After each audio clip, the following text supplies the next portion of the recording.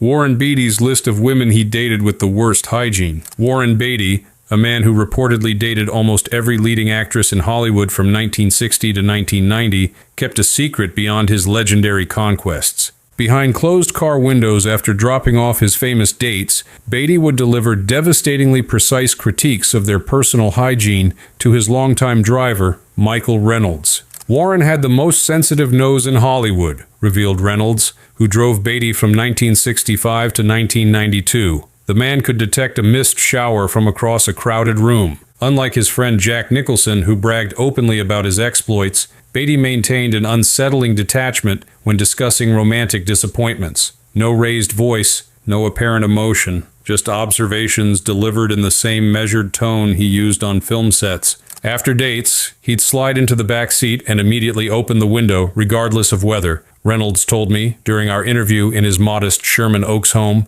Then would come what I called the assessment. Some comment about how his date hadn't changed her sheets in weeks, or had applied perfume to mask not showering. For a man whose own grooming routine bordered on obsessive, Reynolds reports that Beatty would shower multiple times daily and discard shirts after a single wearing. Personal hygiene in partners represented a non-negotiable standard. He expected women to be perfectly maintained machines, Reynolds said, shaking his head. No human smells, no morning breath, no evidence of actual bodies. It was impossible. Tonight, I reveal the 5 iconic women who reportedly failed Beatty's impossible standards, each representing a different violation in his private hygiene hierarchy, based on the first-hand accounts of the man who drove them home. On my list, it's just a quest. Madonna, the calculated scent, smelled like incense, sweat, and ambition. It was overwhelming. The 1990 set of Dick Tracy paired Warren Beatty with Madonna,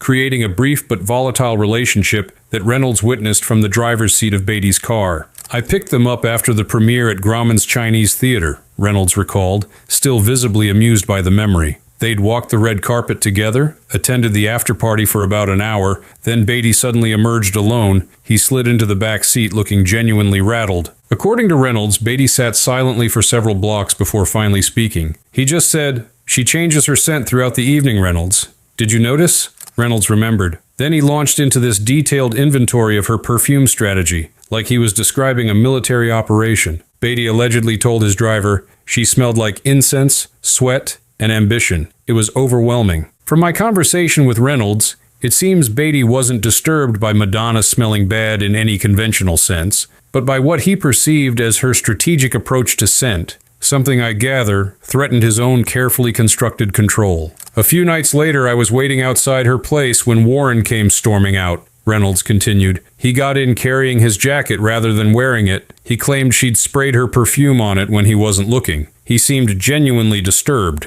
like some boundary had been violated." The relationship ended days later, adding Madonna to Beatty's mental list of hygiene disappointments for reasons that had less to do with cleanliness than with his apparent need to maintain sensory control. Longer than anyone else in this room except Shirley. We did our first screen test together.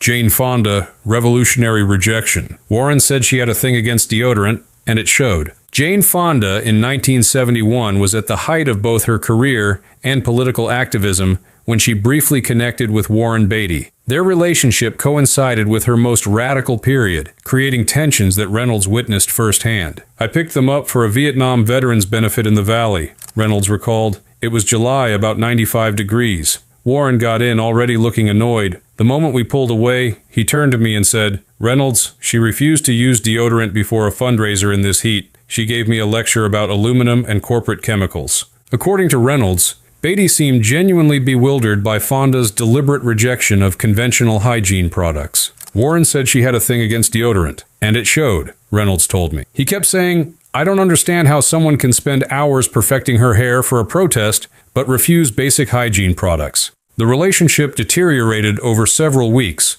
with Beatty becoming increasingly fixated on what he saw as contradictions in Fonda's approach to personal care. Reynolds witnessed the final confrontation when he picked them up after another political event. They came out mid-argument, he remembered. "I couldn't hear everything, but Warren was saying something about natural alternatives, and she responded with what sounded like American hygiene neurosis." They rode back to Beverly Hills in complete silence. Later that night, Reynolds drove Beatty alone to a dinner meeting. He was still rattled, Reynolds recalled. He told me, "Reynolds, she called me toxically clean. Me, can you imagine?" From what I gather, Fonda's alleged offense wasn't poor hygiene in any objective sense, but her political rejection of the commercial products Beatty considered essential, a stance that apparently challenged not just his physical preferences, but his unexamined assumptions. And sort of my knickers falling down, and well, That's the what they call elastic, knickers, yeah. yes. And I didn't like that at all. Joan Collins, Chemical Warfare. Over-perfumed to the point of suffocation. Warren Beatty's relationship with Joan Collins in the late 1950s preceded Reynolds' employment, but the driver witnessed how this early connection affected Beatty's sensory judgments decades later. "We were driving to an industry dinner in 1977 where Joan would be present," Reynolds recalled. "Their first encounter in years. Warren spent the entire ride giving me detailed instructions about keeping the car windows open afterward if she came near it." According to Reynolds, Beatty launched into a comprehensive critique of what he considered Collins's excessive approach to fragrance. "He told me she was over-perfumed to the point of suffocation," Reynolds said. He claimed her scent had somehow permeated the upholstery of his car back in the 50s, requiring professional cleaning. While many of Beatty's hygiene complaints focused on insufficient cleanliness, Collins apparently represented the opposite problem, what he considered an artificial, overwhelming approach to scent. Warren had this theory that a woman should smell neither natural nor artificial, Reynolds explained. He wanted some impossible middle ground where you couldn't detect either human scent or perfume. Joan was his example of going too far in the artificial direction. The intensity of Beatty's reaction to Collins' fragrance choices became clear to Reynolds during a brief encounter at the event. "They air-kissed at the bar," Reynolds remembered. "Just a quick greeting, maybe 15 seconds of interaction. When Warren returned to the car hours later, it was the first thing he mentioned. He claimed he could still taste her perfume and that it had given him a headache that required 2 aspirin. From what I gather, Collins wasn't unhygienic by any standard definition. She simply violated Beatty's narrow conception of appropriate feminine scent with what he considered excessive artificial fragrance." Or the Khmer Rouge, Pol Pot, who was responsible for the deaths of between 1 and 2 million people in Kampuchea. Julie Christie, the morning after. "The love of his life, but not always fresh in the mornings." Warren Beatty's relationship with Julie Christie from 1967 to 1974 was his longest and most significant prior to his marriage. Reynolds witnessed how even this exceptional connection couldn't escape Beatty's rigid physical standards. "The Julie situation was different," Reynolds acknowledged. "Warren genuinely loved her. His complaints weren't dismissive. They were confused, almost hurt, like he couldn't reconcile her habits with his feelings for her." The specific issue emerged after Reynolds picked up a jet-lagged Beatty from LAX following a visit to Christie's farmhouse in England. "He got in looking honestly bewildered," Reynolds recalled. "After a while, he just said, 'Reynolds, she's the love of my life, but not always fresh in the mornings.' He seemed genuinely disturbed that she would drink coffee and read the paper before showering or brushing her teeth." According to Reynolds, this revelation about Christie's morning routine created ongoing tension in their relationship, one of the few instances where Beatty couldn't simply end things over a hygiene disagreement. "I drove them to the McCabe and Mrs. Miller set many mornings," Reynolds said. "Sometimes there was this palpable tension in the car. Once I overheard her say something like, 'Not everyone needs to taste like mouthwash at 6 in the morning, Warren.'" From what I gather, Christie's alleged offense existed in a category Beatty found particularly distressing: morning intimacy. Unlike casual dates who could be dismissed for hygiene violations, Christie's importance to Beatty created what appeared to be genuine internal conflict. "He actually asked me once, and this was unprecedented, whether I thought it was strange to shower immediately upon waking," Reynolds remembered. "Warren Beatty asking my opinion about anything was so unusual that I nearly crashed the car." Idea why? I don't know. Do you ever think about it? No. Brigitte Bardot, European sensibility. He said she believed soap was a tool of the patriarchy. Warren Beatty's brief encounter with French cinema icon Brigitte Bardot during the 1965 Cannes Film Festival created what Reynolds described as a complete sensory crisis for his employer. "I picked him up at LAX after Cannes," Reynolds recalled. "He got in looking genuinely shaken, not his usual composed self at all. Before we'd even left the airport, he launched into this extended monologue about French hygiene practices." According to Reynolds, Beatty seemed both repelled and fascinated by what he'd experienced, a fundamentally different approach to bodies and cleanliness than his American standards. He said she believed soap was a tool of the patriarchy, Reynolds told me. That wasn't her phrasing, obviously. It was Warren trying to process something he couldn't comprehend. A sex symbol, comfortable with natural body odor. The cultural disconnect apparently reached its peak during a dinner in Cannes,